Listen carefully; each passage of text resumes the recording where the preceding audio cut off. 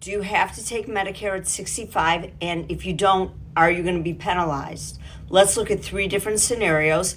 Click here to learn more if you want to connect with me. Let's take a look. Scenario number 1, you work at a company with 20 or more employees, you have group coverage. In this scenario, you do not have to take Medicare Part A and Medicare Part B. There will be no penalty later when you leave your group. You're going to have a special enrollment period. You are set up with a primary payer in this situation. So what I would suggest you do is compare the pricing. Look at what your plan offers versus what Medicare offers, and then make a decision. If you decide to stay in the plan, you may consider signing up for Medicare Part A because it's free. But if you are contributing to an HSA, do not sign up for Medicare Part A because there will be a tax issue with that. Scenario number 2, up above, you work at a company with 19 or less employees. You have some sort of group plan.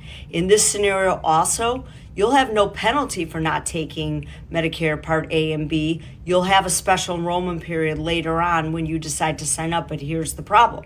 In this scenario, with 19 or less employees, you don't have a primary payer. So there's a big gap in your coverage.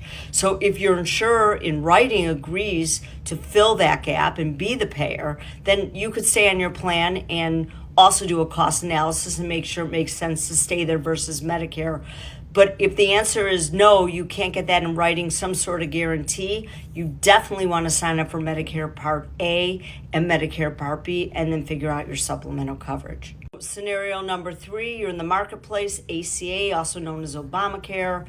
Do you have to take Medicare? No, but should you? Probably yes. You have certain tax credits with Obamacare, with the ACA, where your premiums are lower. You're going to lose those once you're eligible for Medicare. Typically, you lose those. So yes, you should sign up for Medicare Part A and B.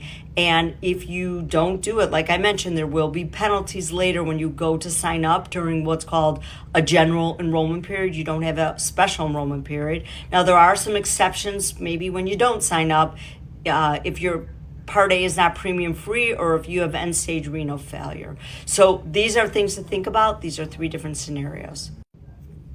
And follow me if you want to learn more valuable tips on Medicare, or if you're looking for help with an agent.